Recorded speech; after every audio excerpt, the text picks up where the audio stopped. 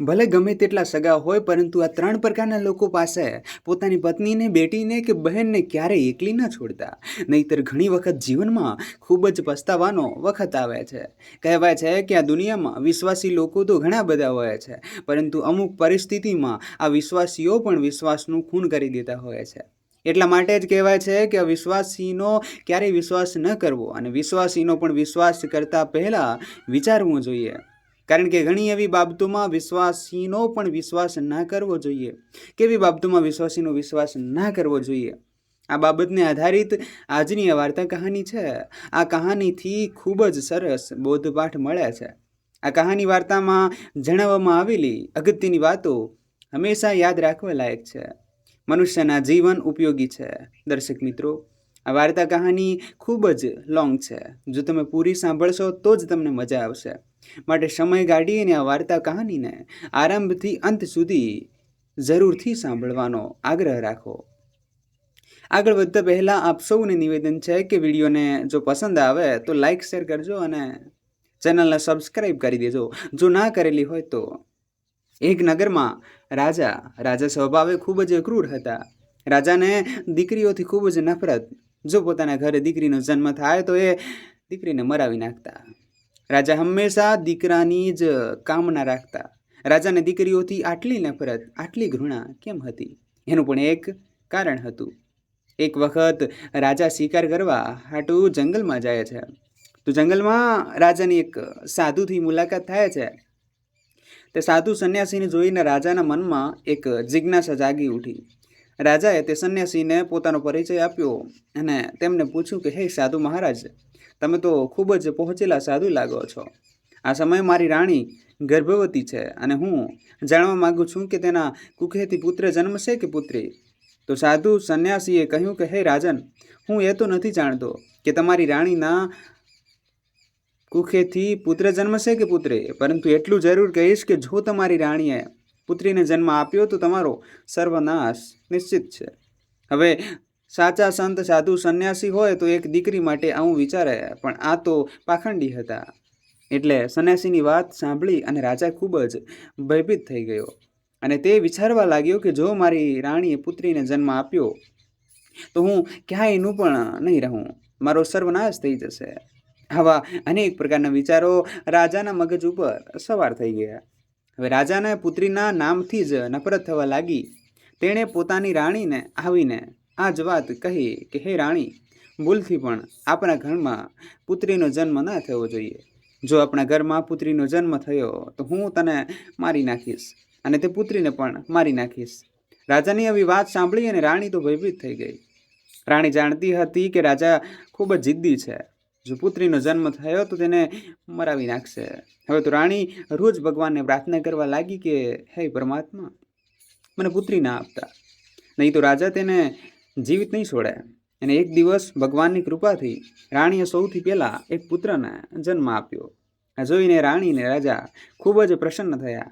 2 વર્ષ પછી રાણીએ ફરીથી ગર્ભ ધારણ કર્યો અને બાળકનો જ્યારે જન્મ થવાનો સમય આવ્યો તે જ સમયે રાજાને કોઈ જરૂરી કામ અર્થે બીજા રાજ્યમાં જવાનું થયું અને પાછા આવવામાં થોડા દિવસો લાગી શકે એમ હતા. એટલે જતાં જતાં રાજા પોતાની રાણીને કહેતો ગયો કે જો તારા ગર્ભથી પુત્રીનો જન્મ થાય તો તેને મારી નાખજે. હું પુત્રીનું મોજ જોવા નથી માગતો. આટલું કહીને રાજા તો ત્યાંથી ચાલ્યો ગયો અને તેને પોતાના રાજ્યમાં પાછા આવતા ઘણા મહિનાઓનો સમય લાગી ગયો. પરંતુ તે સમય દરમિયાન રાણીએ પુત્રીને જન્મ આપ્યો. જે વાતનો ડર હતો તે જ થયું. પુત્રીને જોઈને રાણી ગભરાઈ ગઈ. તે વિચારવા લાગી કે રાજાના આદેશ અનુસાર પુત્રીની હત્યા કરવી પડશે. આ નિંદનીય કામ છે. હું કેવી રીતે કરીશ? હું એક માં છું. મને જેટલો મારો પુત્ર પ્રિય છે એટલી જ મારી પુત્રી પણ પ્રિય છે. હવે તો પુત્રીને જોઈને રાણી એકદમ રડવા લાગી અને કહેવા લાગી કે, હે ભગવાન, હવે હું શું કરું? કન્યા હત્યાનું પાપ ખૂબ જ મોટું હોય છે. પુત કપૂત હોઈ શકે, પરંતુ માતા કુમાતા નથી થઈ શકતી. રાણી ખૂબ જ મોટા ધર્મ સંકટમાં ફસાઈ ગઈ હતી. રાણીને રડતા જોઈને તેની દાસી તેમને પૂછવા લાગી કે, હે રાણી સાહેબા, ઘરમાં પુત્રીનો જન્મ થયો એ તો ઘણી સૌભાગ્યની વાત છે. દીકરી તો લક્ષ્મીનું સ્વરૂપ કહેવાય. પરંતુ તમે તો રડી રહ્યા છો. તેનું કારણ શું છે? શું કોઈ અનહોની થઈ ગઈ છે?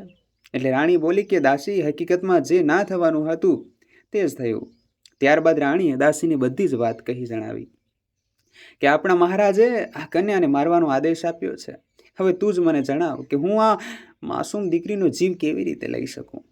ત્યારે દાસીએ રાણીને કહ્યું કે રાણીમાં, તમે ચિંતા ના કરશો. તમે રાજા સાહેબને કહી દેજો કે મેં પુત્રીને મરાવી નાખી છે. હું તમારી દીકરીને બધાની સમક્ષ મારવા માટે લઈ જાઉં, પરંતુ હું તેને મારીશ નહીં, પણ હું તેનો ઉછેર કરીશ. અને જો કોઈ મને પૂછશે તો હું તેને કહીશ કે તે મારી ભત્રીજી છે. આનાથી આ તમારી પુત્રીનો જીવ બચી જશે, રાજાની નજરથી પણ દૂર થઈ જશે.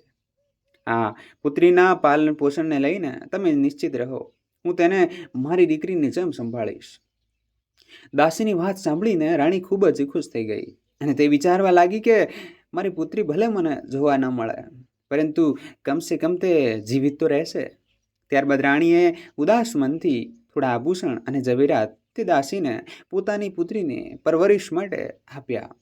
અને તે રાણીએ દાસીનો આભાર વ્યક્ત કર્યો અને કહ્યું કે તારું આ અહેસાન હું જીવનભર નહીં ભૂલું. જ્યારે તને ધનની જરૂર પડે ત્યારે આનાથી પણ વધુ હું ધન તને આપીશ, પરંતુ મારું દીકરીનું રહસ્ય ક્યારેય પણ જોવા ન દેતી. આ વાત તું જાણે અને હું જાણું. આટલું સમજાવ્યા બાદ રાણીએ પોતાની પુત્રી દાસીને સોંપી દીધી અને ધીરે ધીરે સમગ્ર રાજ્ય અને મહેલમાં એ ખબર ફેલાવી દીધી કે રાણીએ એક પુત્રીને જન્મ આપ્યો હતો અને તે પુત્રીને મારીને તેને જમીનમાં દફનાવી દીધી છે. પરંતુ સત્ય તો કંઈક બીજું જ હતું. રાણીની પુત્રીને દાસી પોતાના ઘરે લઈ ગઈ અને ત્યારબાદ દાસીએ તે પુત્રીનું ખૂબ જ સારી રીતે પાલન પોષણ કર્યું. થોડા સમય બાદ જ્યારે રાજા પોતાના રાજ્યમાં પાછો આવ્યો ત્યારે રાજાને વાતની જાણકારી મળી કે એના ગયા બાદ રાણીએ એક પુત્રીને જન્મ આપ્યો હતો અને પુત્રીને તમારા આદેશ અનુસાર મારી અને જમીનમાં દફનાવી દેવામાં આવી છે. આ વાત સાંભળીને રાજા તો ખૂબ જ ખુશ થઈ ગયો. હવે બીજી બાજુ દાસી તે પુત્રીને પોતાની ભત્રીજી બનાવી અને તેનો ઉછેર કરવા લાગી. અને તે પુત્રીને જ્યારે રાણીને જોવાની ઈચ્છા થતી ત્યારે તે દાસી તેને લઈને રાજમહેલમાં આવી જતી. તે પુત્રીને જોઈને રાણીની મમતા ઉભરાઈ જતી. રાણી ચોરી છુપી તે પુત્રીને વહાલ કરતી. કોઈ પૂછતું તો દાસી કહેતી કે આ મારા ભાઈની પુત્રી છે. મારા ભાઈ અને ભાભી આ દુનિયામાં રહ્યા નથી, માટે આ પુત્રીનો હું ઉછેર કરી રહી છું. બીજી બાજુ રાણીના આદેશ અનુસાર તે દાસીએ તેમને પુત્રીના ઉછેરમાં કોઈ પણ કમી નહોતી રાખી. હવે ધીમે ધીમે તે દીકરી મોટી થવા લાગી. ધીમે ધીમે તે યુવાન થવા લાગી. તેનો ઉછેર રાજમહેલમાં નહીં, પરંતુ એ ગરીબ ઘરમાં થઈ રહ્યો હતો. પરંતુ તેમ છતાં પણ તે ખૂબ જ સુંદર અને રાજકુમારીની જેમ દેખાતી હતી. જ્યારે તે દીકરી યુવાન થઈ ગઈ ત્યારે દાસીએ તેને રાજમહેલમાં લઈ જવાનું બંધ કરી દીધું. આખો દિવસ દાસીના ઘરમાં જ રહેતી હતી. એક દિવસની વાત છે, જ્યારે રાજા રથમાં બેસીને પોતાના નગરમાં ભ્રમણ કરવા હાટુ નીકળ્યો. આથી ઘોડા રથ સાથેની તેમની સવારી તે દાસીના ઘર આગળથી નીકળી ત્યારે તે કન્યા પોતાના ઘરની છત ઉપર આગાસીમાં સ્નાન કર્યા બાદ પોતાના વાળને સુકાવી રહી હતી. તે સુંદર તો હતી જ, પરંતુ તે સમયે તેનું રૂપ નીખરી રહ્યું હતું. તે ખૂબ જ વધારે સુંદર દેખાઈ રહી હતી. રથ પર સવાર થઈને બેઠેલા રાજાની દ્રષ્ટિ અચાનક તે કન્યા પર પડી. તે કન્યાને જોઈને રાજાને વીજળીનો ઝટકો લાગ્યો, કેમ કે તે યુવાન હતી. રાજા તે દીકરીની સુંદરતા પર મોહિત થઈ ગયો. રાજાએ તે સમયે પોતાના મંત્રીને પૂછ્યું કે હે મંત્રી, આ રાજકુમારી જેવી દેખાતી આ સુંદર કન્યા હા કોણ છે? તેની સુંદરતાને મને ઘાયલ કરી દીધો છે. જલ્દીથી તેની તપાસ કરાવો. આ સુંદર કન્યાએ મારી રાતોની ઊંઘ હરામ કરી દીધી છે. તેનો મનમોહિત ચહેરો મને વારંવાર પરેશાન કરી રહ્યો છે. એક કામ કરો, તમે બીજા સૈનિકોને લઈને તે વૃદ્ધ મહિલાના ઘરે જાઓ અને તે કન્યા સાથે મારા વિવાહની વાત કરો. તે જ દિવસે રાજાના કહેવા પર મંત્રી થોડા સૈનિકોને લઈ તે પુત્રીનો હાથ માગવા તે વૃદ્ધ મહિલાના ઘરે જાય છે અને બધી જ વાત દાસીને જણાવે છે કે અમારા મહારાજે તમારી પુત્રી સાથે વિવાહ કરવાનો પ્રસ્તાવ મૂક્યો છે. તમારી પુત્રીને રાજા સાહેબ તેમની રાણી બનાવવા માંગે છે. મંત્રીના મુખેથી આવા શબ્દો સાંભળી અને તે દાસીના એકદમ હોશ ઉડી ગયા. તે દાસી મનમાં અને મનમાં વિચારવા લાગી કે હે ભગવાન, હા કેવો અનર્થ થવા જઈ રહ્યો છે. હવે હું શું કરું? આ કન્યા તો તે જ રાજાની પુત્રી છે અને રાજા તે વાતને જાણતા નથી. તે જ સમયે વૃદ્ધ મહિલાએ મંત્રીને સ્પષ્ટ ઇનકાર કરી દીધો કે હું એક ગરીબ સ્ત્રી છું. અમારી ભત્રીજી રાજા સાહેબને લાયક નથી. એટલા માટે ફરી વખત તમે મારી પુત્રીનો હાથ માગવા હાટું મારા ઘરે આવતા નહીં. ત્યારે મંત્રીએ કહ્યું કે હે માં, તું કેવી મૂર્ખ સ્ત્રી છો. રાજાની સાથે પોતાની પુત્રીનો વિવાહ કરાવવાની ના પડી રહી છો. તમારે તો પોતાની જાતને ભાગ્યશાળી માનવી જોઈએ કે સ્વયં રાજા તમારી પુત્રી સાથે વિવાહ કરવા માટે ઈચ્છા રાખે છે. મંત્રીના વારંવાર સમજાવવા અને કહેવા છતાં પણ તે વૃદ્ધ મહિલાએ પોતાની પુત્રીના વિવાહ રાજા સાથે કરવાનો ઇનકાર કરી દીધો. હારી થાકીને મંત્રી અને સૈનિકો તો પાછા આવ્યા અને રાજાને બધી જ વાત કહી જણાવી કે તે વૃદ્ધ સ્ત્રી પોતાની પુત્રીના વિવાહ તમારી સાથે કરવાની ના પાડી રહી છે.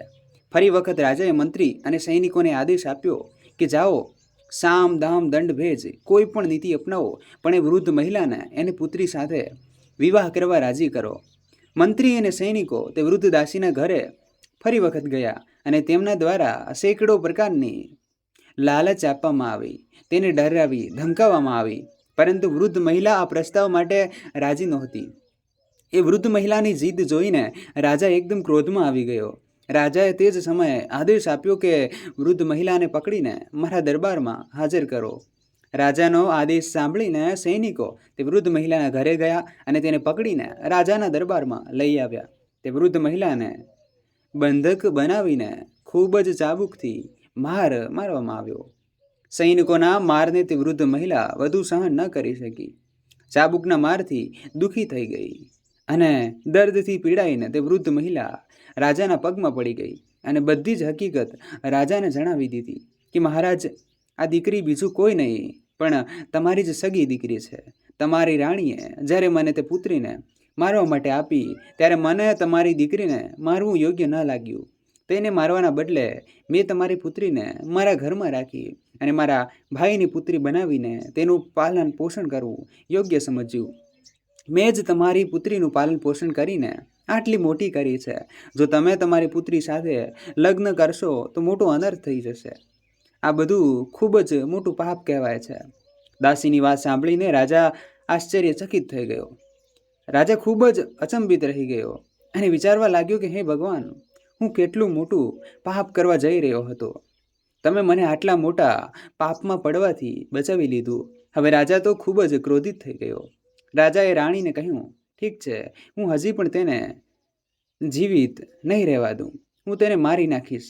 રાજાએ તેના પુત્રને બોલાવ્યો અને કહ્યું કે સાંભળો પુત્ર, તારી બહેનને જંગલમાં લઈ જા અને મારી નાખ અને પ્રમાણ રૂપે તેની આંખો કાઢીને મારી પાસે લઈ આવો. જ્યારે રાજકુમારે તેના પિતાના નોખેથી આવો આદેશ સાંભળ્યો ત્યારે તે પણ દુઃખી થઈ ગયો, પરંતુ રાજાના આદેશનું પાલન કર્યા વિના કોઈ વિકલ્પ ન હતો, કારણ કે આખરે તે પિતા અને રાજા હતા. રાજકુમારે કહ્યું, પિતાજી, મારાથી હું આ પાપ ન કરાવું. હું મારા પોતાના હાથેથી મારી બહેનની હત્યા કેવી રીતે કરી શકું? રાજાએ કહ્યું, આ મારો આદેશ છે. જો તું આમ નહીં કરે તો હું તને પણ મારી નાખીશ. અને છેવટે રાજકુમારને તેની બહેન સાથે જંગલમાં જવાની ફરજ પડી. તેનું હૃદય ધબકી રહ્યું હતું. રાજકુમાર વિચારતો હતો કે એક ભાઈ તેની બહેનની રક્ષા કરે છે અને હું મારી બહેનને મારા હાથે કેવી રીતે મારીશ? ભલે ગમે તે થાય, ભલે મારે મારો જીવ ગુમાવવો પડે, પરંતુ હું મારી બહેનને મારીશ નહીં. એવો વિચાર કરતો કરતો ભાઈ તેની બહેન સાથે ભયંકર જંગલમાં પહોંચી જાય છે. જંગલમાં આવી અને બહેને ભાઈને કહ્યું કે ભાઈ, મને મારી નાખ, મારો વધ કરી દે. એટલે ભાઈએ કહ્યું, બહેન, આવું ઘોર પાપ મારાથી ક્યારે નહીં થાય. તો બહેને કહ્યું કે ભાઈ, પિતાજી તારો જીવ લઈ લેશે. એના ભાઈએ કહ્યું, બહેન, હું ભલે મારો જીવ ગુમાવું પણ હું તને મારીશ નહીં. હું જાતે મરી જઈશ પણ મારી બહેનને હું મારી નહીં શકું. તો બહેન જીદ કરે છે અને કહે છે કે ભાઈ, તારો જીવ જોખમમાં છે. તો એના ભાઈએ કહ્યું કે ગમે તે થાય, હું તારો જીવ તો નહીં લઈ શકું. એટલું કહી ગઈ અને રાજકુમારી તેની બહેનને કહ્યું કે બહેન, હું તને આ જંગલમાં છોડીને જાઉં છું. હું તને તારા ભાગ્ય પર છોડીને જાઉં છું. ભગવાન તારી રક્ષા કરે. અને રાજકુમાર તેની બહેનને તે જંગલમાં છોડી અને એક હરણનો શિકાર કરે છે. એક હરણને મારીને તેની આંખો કાઢી લીધી અને રાજકુમાર તેના પિતા પાસે આવ્યો અને કહ્યું કે પિતાજી, મેં મારી બહેનને મારી નાખી છે, આ રહી તેની આંખો. આ સાંભળીને રાજા તો ખૂબ જ ખુશ થઈ ગયો. હવે આ બાજુ જંગલમાં એ એકલી દીકરી ભટકે છે. શરીર ઉપર વસ્ત્ર પણ ફાટી ગયા હતા. તે જંગલમાં ફળ શોધતી અને તે ફળ ખાતી અને આ રીતે થોડા દિવસ તો તે જીવિત રહી. જંગલની કાંટાળી ઝાડીઓમાં ફરી ફરીને તેના વસ્ત્રો ફાટી ગયા હતા.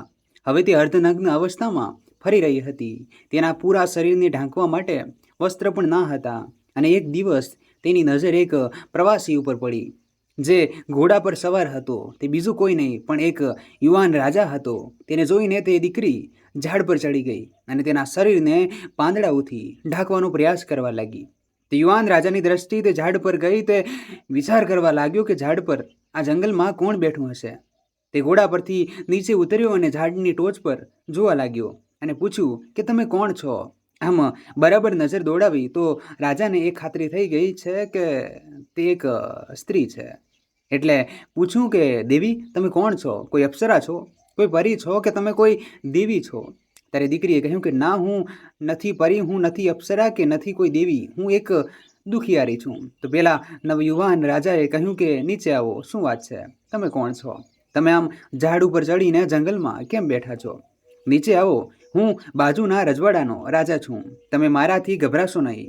ત્યારે ઝાડ પર બેઠેલી દીકરીએ કહ્યું કે તમારા મસ્તક પર પહેરેલ પાઘડી એને ઝાડ ઉપર ફેંકો, હું તેને પહેરીને મારું શરીર ઢાંકીને નીચે આવું અને હું તમને આખી વાત ગઈ જણાવીશ.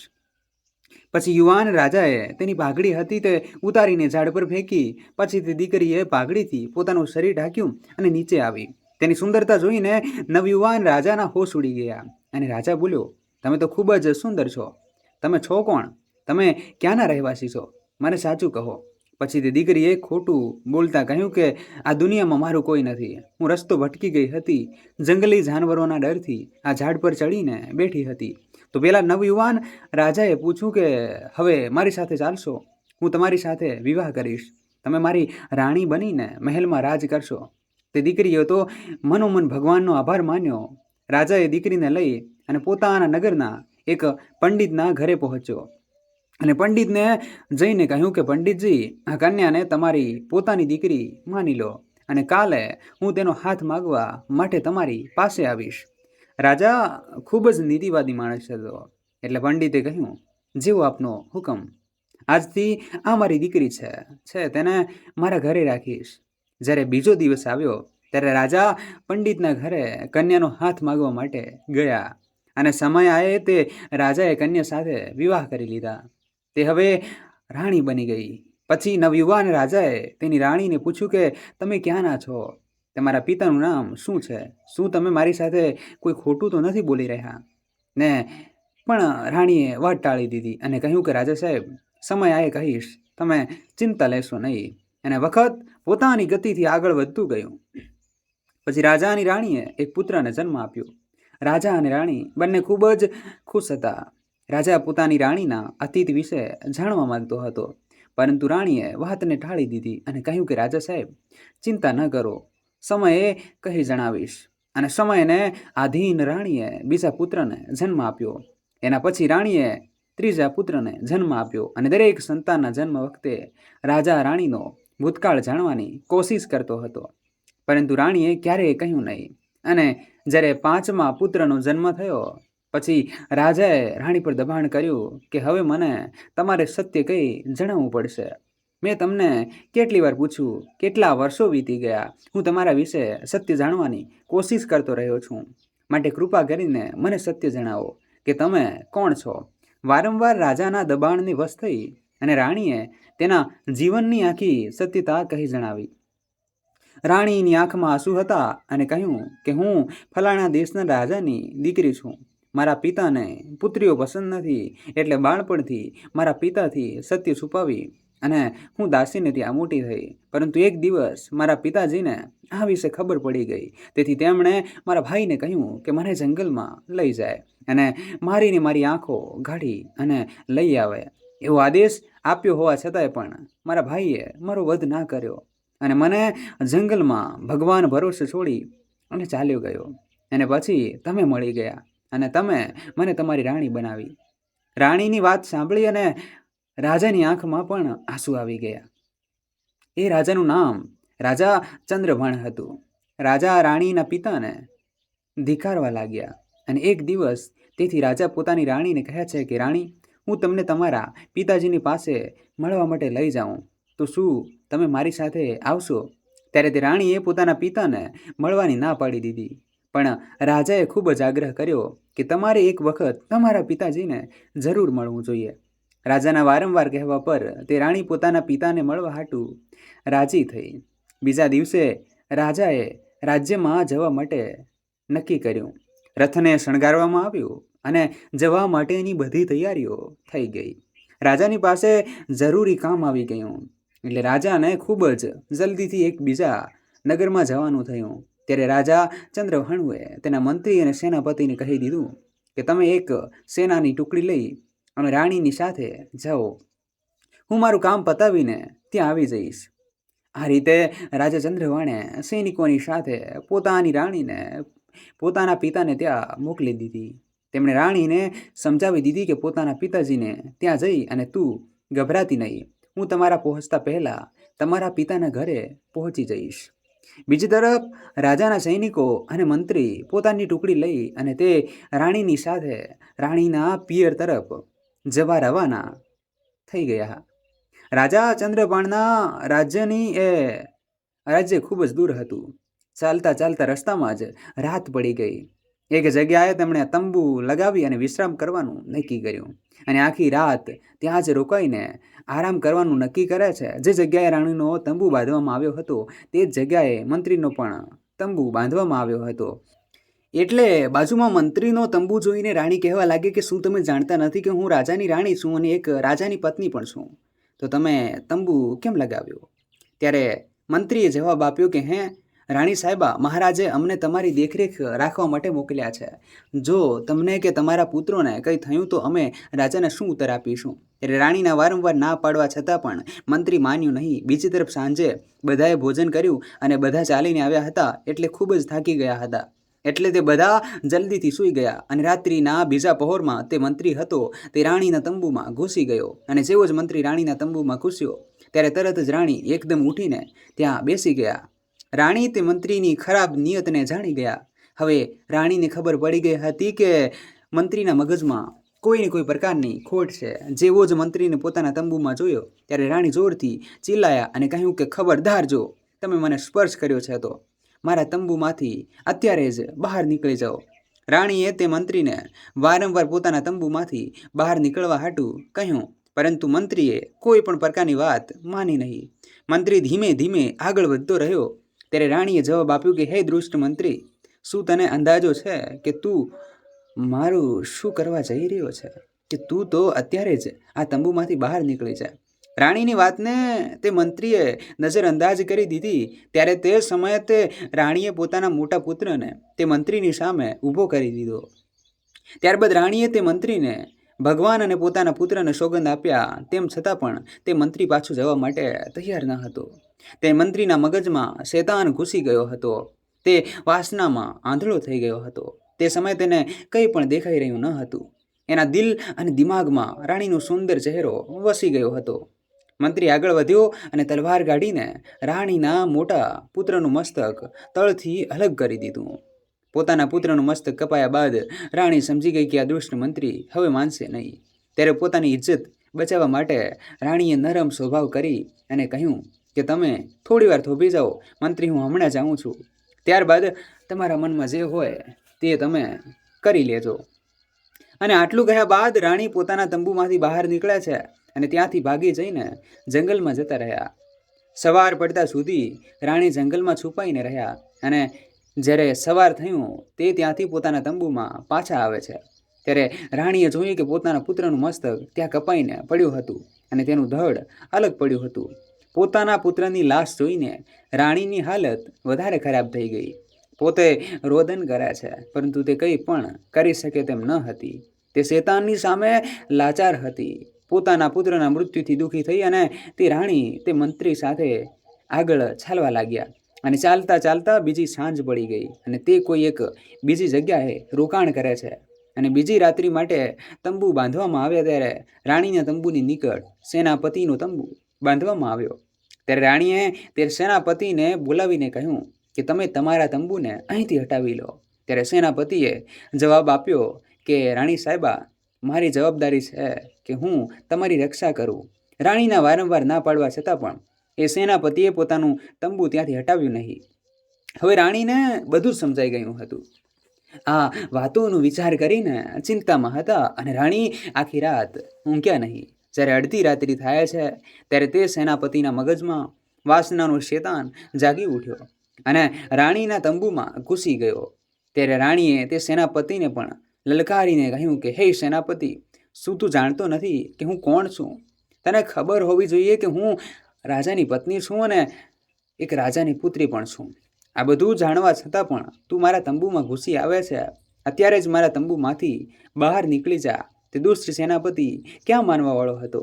તેના મગજમાં તો વાસનાના ઉત્પન્ન થઈ ગઈ હતી. તે કામ વાસનાના ચક્કરમાં આંધળો થઈ ગયો હતો અને એટલો આંધળો થઈ ગયો હતો કે એટલા માટે રાણીના વારંવાર જણાવ્યા છતાં પણ એ સેનાપતિ રાણીની એક પણ વાત માનવા તૈયાર ન હતો.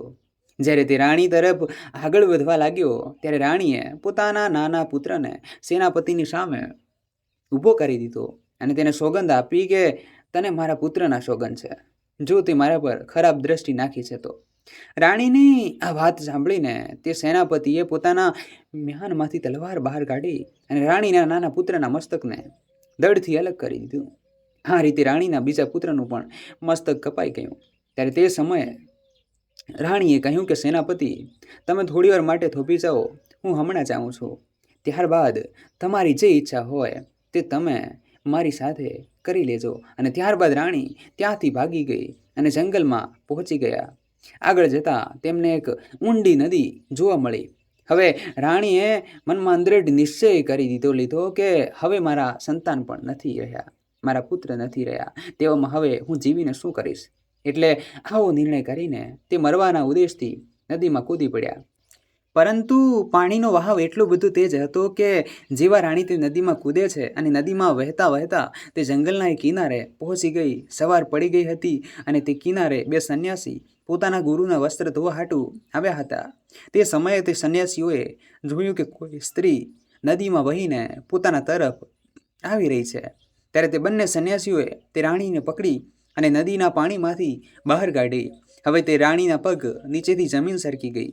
હવે તે રાણી મનમાં વિચારવા લાગે છે કે હવે તેને તે મંત્રીને સેનાપતિથી જેમ તેમ કરીને છુટકારો તો મળી ગયો, પણ હવે આ બંને સંન્યાસીઓએ મને ઘેરી લીધી છે. જેવા તે બંને સંન્યાસીઓએ તે રાણીને પકડી ત્યાં સુધીમાં બીજા 4 સંન્યાસી ક્યાં આવી પહોંચ્યા.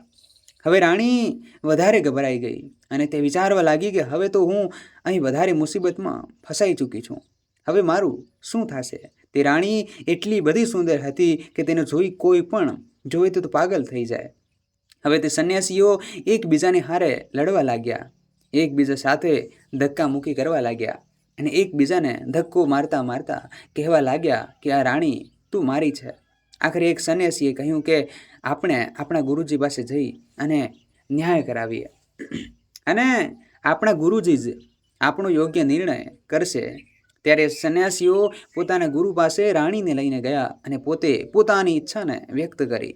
પોતાના શિષ્યોને એક સ્ત્રી માટે એકબીજાની સાથે ઝઘડતા જોઈને ગુરુ સમજી ગયા કે તે સંન્યાસીઓના જે ગુરુ હતા તે ખૂબ જ વિદ્વાન હતા અને તપસ્વી સંત હતા. ગુરુજીએ તે સ્ત્રીને જોઈને કહી દીધું કે આ સ્ત્રી કોઈ રાજઘરાણાની છે. ત્યારબાદ તેમણે પોતાના શિષ્યોને સમજાવ્યું કે હે શિષ્યો, તમે 6 ભાઈઓ છો અને તમારે કોઈ પણ બહેન નથી. તમે એક કામ કરો, આ સ્ત્રીને પોતાની બહેનના રૂપમાં સ્વીકાર કરી લો. જો તે તમારી બહેન બનીને આશ્રમમાં રહેશે તો એક દિવસ તમારું જીવન બદલાઈ જશે. મિત્રો, આ પ્રકારે પોતાના ગુરુના સમજાવ્યા બાદ આ વાત એમના મગજમાં આવી ગઈ અને પોતે સમજી ગયા. ત્યારે તેમણે તે રાણીને પોતાની બહેન બનાવી લીધી. તે સાધુએ રાણીના પિતાના રાજ્યમાં જ રહેતા હતા. હવે રાણીને એ તો ખબર પડી ગઈ હતી કે તે પોતે પોતાના પિતાના રાજ્યમાં પ્રવેશ કરી લીધો છે, જે રાજ્યના રાજા પણ છે અને પિતા પણ છે. રાણી તે મહાત્માઓના આશ્રમમાં રહેવા લાગી. તે 6 સંન્યાસી તેમને પોતાની બહેનની જેમ રાખતા હતા. બીજી તરફ રાજા ચંદ્રભાણ પોતાના મંત્રી અને સેનાપતિને આવીને મળ્યા ત્યારે તેમણે ત્યાં પોતાની પત્ની અને પુત્રને જોયા નહીં. તો આવીને રાજાએ સેનાપતિને મંત્રીને પોતાની પત્ની અને પુત્ર વિશે પૂછ્યું. ત્યારે મંત્રીએ સેનાપતિએ એક જ સૂરમાં કહેવા લાગ્યા, હે મહારાજ, અમને ક્ષમા કરો. તમારી રાણી નહોતી, પણ એક ડાકણ હતી, અને તમારા બંને પુત્રોને મારી નાખ્યા બાદ તે રાણી અહીંથી ભાગી ગઈ છે. તે બેઉએ વાત એવી રીતે રજૂ કરી કે રાજા ચંદ્રભાણને તેમની વાત પર વિશ્વાસ આવી ગયો, અને તેમણે વિચાર કર્યો કે કોઈ એક વ્યક્તિ અસત્ય કહે તો એકલો કહે, બે વ્યક્તિ એક સાથે અસત્ય કેવી રીતે બોલી શકે. ત્યારે રાજા ચંદ્રભાણને આદેશ આપ્યો કે હવે આપણે તે રાણીના પિતા પાસે જરૂર જવું જોઈએ.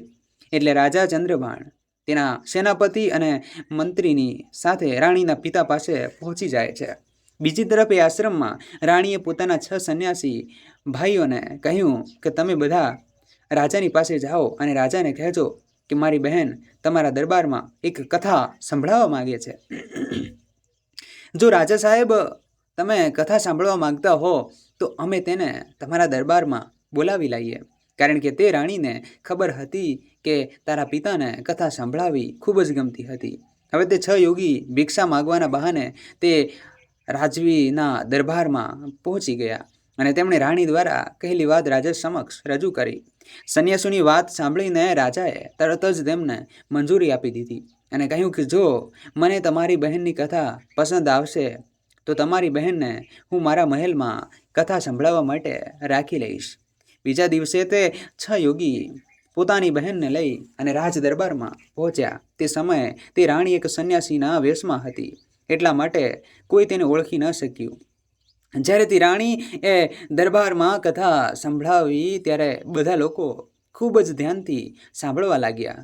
રાજાને તેની કથા ખૂબ જ પસંદ આવી અને ત્યારબાદ રાજાએ તેને મોટું ઇનામ આપ્યું. તે યોગીઓને ઇનામ આપીને પાછા મોકલી દીધા, પરંતુ તે સંન્યાસીની કથા સાંભળવા માટે પોતાના મહેલમાં રાજાએ રાખી લીધી. રસ્તામાં અડધે પહોંચ્યા બાદ તે 6 સંન્યાસી રાજ દરબારમાં પાછા આવ્યા અને રાજાને કહેવા લાગ્યા કે મહારાજ, અમે તમને વિનંતી કરીએ છીએ કે તમે અમારી બહેનને અમારી પાસે મોકલી દો. જ્યારે તમને કથા સાંભળવાની ઈચ્છા થાય ત્યારે અમે તેને તમારી પાસે લઈને આવીશું, કેમ કે તે બાળપણથી જ અમારી સાથે મોટી થઈ છે. તે રાજ સુખથી દૂર રહી છે અને જંગલમાં રહીને ઘણીએ પોતાનું જીવન પસાર કર્યું છે, તેથી અહીં તેને એકલું લાગશે. એટલે રાજાએ તે સંન્યાસીઓની વાતને સમજી અને તેને તેમની સાથે પાછી મોકલી દીધી. હવે તે દરરોજ પોતાના ભાઈઓની સાથે રાજાના દરબારમાં કથા સંભળાવવા માટે આવતી અને દરરોજ કથા સંભળાવ્યા બાદ તે રાજા પાસેથી ઇનામ મેળવતી અને પોતાના સંન્યાસી ભાઈઓની સાથે તે પાછી આવી જતી. મિત્રો, હવે ધીમે ધીમે તે સંન્યાસીઓના દિવસો તો બદલાઈ ગયા. પહેલાં તે સંન્યાસીઓ ઘરે ઘરે જઈને ભિક્ષા માંગતા. હવે તેમને દરરોજ રાજા પાસેથી ઇનામમાં એટલું બધું ધન પ્રાપ્ત થતું હતું કે તેમને હવે કોઈની પાસે ભિક્ષા માગવાની જરૂર જ નહોતી. બીજા દિવસે રાત્રે તે રાણી રાજ દરબારમાં રાજાને કથા સંભળાવવા હાટું જાય છે. ત્યારે તેણે પોતાના પતિ, મંત્રી અને સેનાપતિને ત્યાં બેઠેલા જોયા. ત્યારે રાણીએ વિચાર કર્યો કે આજે તો અહીં બધા જ ઉપસ્થિત છે, ત્યારે કથા સંભળાવવામાં ખૂબ જ વધારે આનંદ આવશે. ત્યારબાદ રાણી પડદા પાછળ આવીને પોતાની જગ્યાએ બેસી ગઈ અને પોતાના પિતાને કહેવા લાગી કે હે રાજા સાહેબ, હે મહારાજ, આજે હું તમારા માટે એક ખૂબ જ દર્દભરી કહાની અને કથા લઈને આવી છું. માટે શરૂ કરતા પહેલાં જો કોઈ વ્યક્તિને જરૂરી કામ હોય તો અત્યારે જ બહાર જઈને પતાવી આવે. જો કથા વાર્તા શરૂ થઈ ગઈ એના પછી ચાલુ કથાએ જો કોઈ વ્યક્તિ બહાર જશે તો હું મારી કથા કહાની તરત જ બંધ કરી દઈશ. ત્યારે રાજાએ ઉત્તર આપ્યો કે બેટી, તું કથા સંભળાવ તો જે હું કહીશ હું જ એમ જ કરીશું. તથા તે દરમિયાન કોઈ પણ વ્યક્તિ દરબારમાંથી ઉઠીને બહાર નહીં જાય. હવે દરબારમાં બધા દરબારીઓ અને રાજા કથા સાંભળવા માટે બેસી ગયા. ત્યાં તેનો પતિ અને વિશ્વાસઘાતી મંત્રી અને સેનાપતિ પણ ઉપસ્થિત હતા. રાણીએ દરબારમાં પોતાની કથા શરૂ કરી દીધી અને કહેવા લાગી કે હે સભાના અહીં ઉપસ્થિત લોકો, આ કથાને ધ્યાનથી સાંભળજો. રાણી કહેવા લાગી કે કોઈ એક દેશમાં એક રાજા હતો. જે રાજા ખૂબ જ ક્રૂર અને જાલિમ હતો. તે રાજાને પોતાની પુત્રીથી ખૂબ જ નફરત હતી.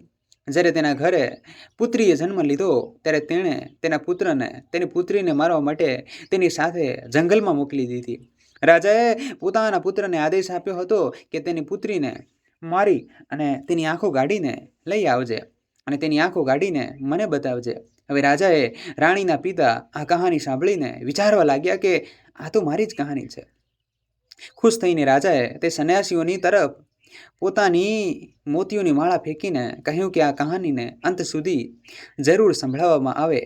હવે તો રાજાની આંખોમાં આંસુ આવી ગયા, કેમ કે રાજાને પોતાના કરેલા કર્મો પર ખૂબ જ પશ્ચાતાપ થઈ રહ્યો હતો.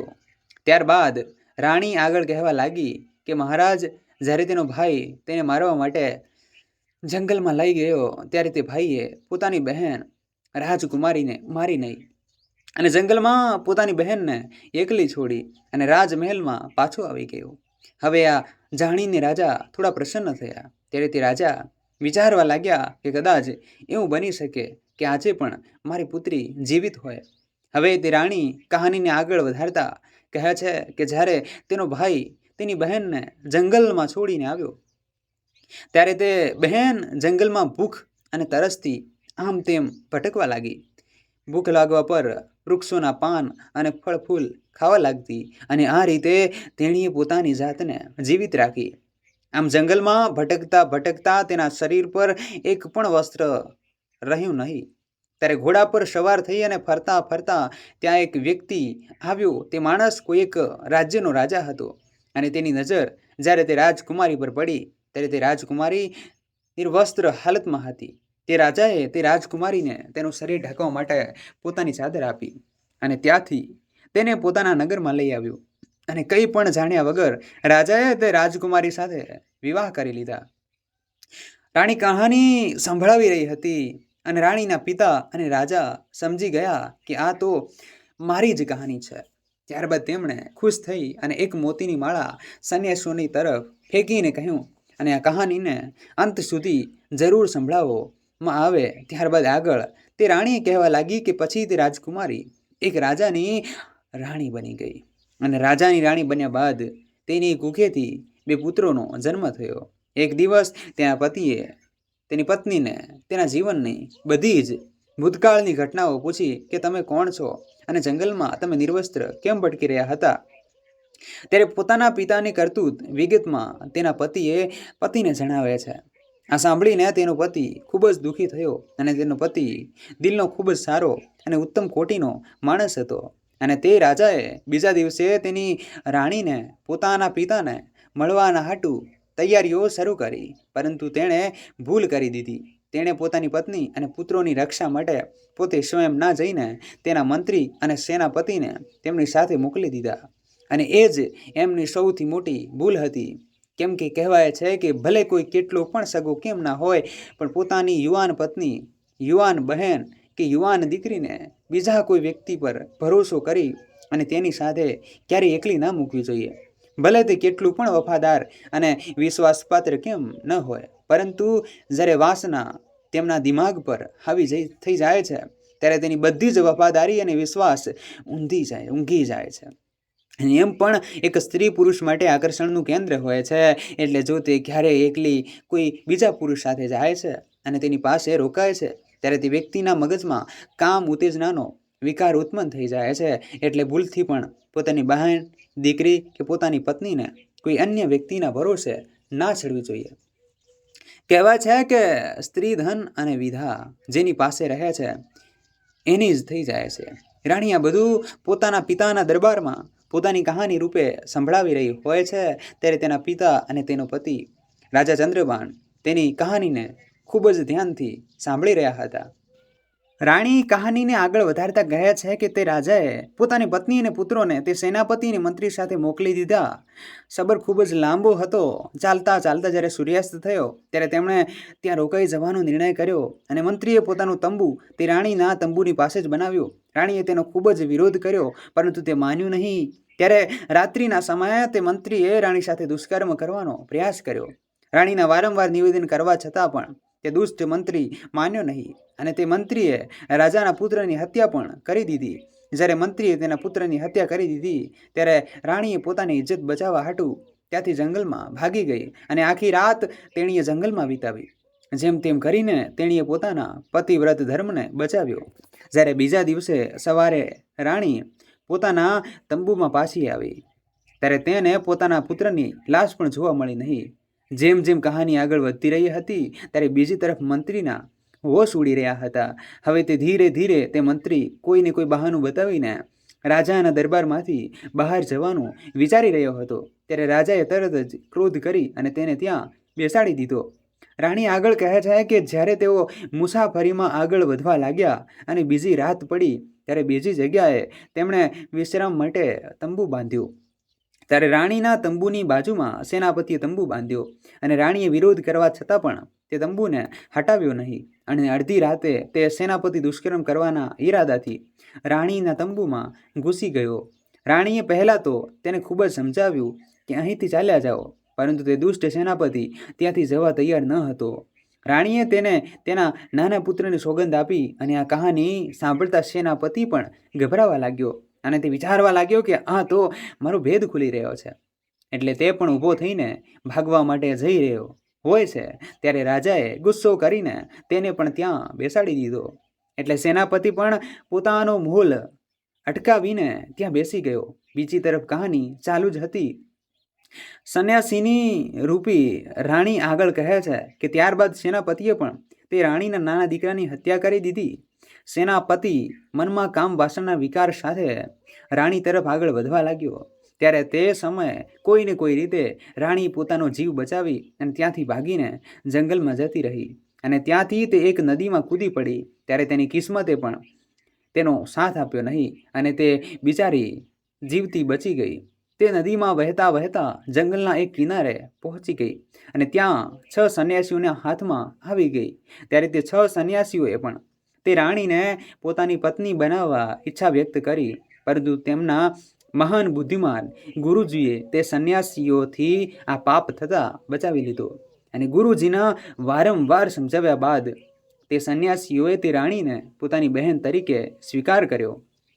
ત્યારે તે ભાઈ બહેન તે નગરના રાજ દરબારમાં દરરોજ કથા સંભળાવવા માટે આવવા લાગ્યા. આટલી કહાની સાંભળ્યા બાદ તે રાણી પોતાનો ઘૂંઘટ હટાવી અને તે રાજાની સામે આવીને ઊભી રહી ગઈ. ત્યારે તે પોતાની પુત્રીને જોઈને રાજા ઓળખી ગયા અને બીજી તરફ પોતાની પત્નીને જોઈને રાજા ચંદ્રભાણની આંખો ભરાઈ આવી. પોતાની પત્નીને સામે જોઈને રાજા ચંદ્રભાણ ખૂબ જ પ્રસન્ન થયા, પરંતુ પોતાના પુત્રોના મૃત્યુનું દુઃખ પણ તેમને ખાઈ રહ્યું હતું. રાજા ચંદ્રભાણ પોતાના સસરા રાજાની પાસે આજ્ઞા માગે છે કે મહારાજ, મારો મંત્રી અને સેનાપતિ મારા શત્રુ છે. હું સ્વયં દંડ આપવા માગું છું. અને તે જ રીતે રાજા ચંદ્રભાણે તે દુષ્ટ મંત્રી અને સેનાપતિના મસ્તકથી ધડ અલગ કરાવી દીધા. પાપીઓને તેમના કર્મોની સજા મળી ગઈ હતી. બીજી તરફ એ રાજા પોતાની પુત્રીને ભેટી પડ્યા અને વારંવાર પોતાના કરેલા કર્મો માટે તેની પાસે ક્ષમા માગવા લાગ્યા. પછી પુત્રીએ પોતાના પિતાને ક્ષમા કરી દીધા, પોતાને માફ કરી દીધા અને આ રીતે રાણી પોતાના પતિ સાથે પોતાના પિતાના ઘરે મહેલમાં થોડા દિવસો માટે રોકાણ કર્યું. ત્યારબાદ રાજાએ ખૂબ જ આનંદથી પોતાની પુત્રીને વિદાય આપી રાજા ચંદ્રભાણ પોતાની પત્નીને લઈને પોતાના નગરમાં પાછા આવી ગયા અને ખૂબ જ આનંદથી જીવન જીવવા લાગ્યા. થોડા સમય બાદ રાણીએ બીજા 2 પુત્રોને જન્મ આપ્યો. હવે તેમની ખોવાઈ ગયેલી ખુશીઓ પાછી આવી ગઈ હતી. તો દર્શક મિત્રો, એટલે જ કહેવાય છે કે ભગવાન જેના પણ પક્ષમાં હોય છે તેની સાથે હોય છે. તેનો કોઈ પણ વ્યક્તિ વાળ પણ વાંકો નથી કરી શકતો. પછી ભલે ને તે કોઈ વ્યક્તિ કેટલો પણ પ્રયત્ન કરી લે, પરંતુ તેનાથી કશું થતું નથી. Like, share and subscribe. ધન્યવાદ.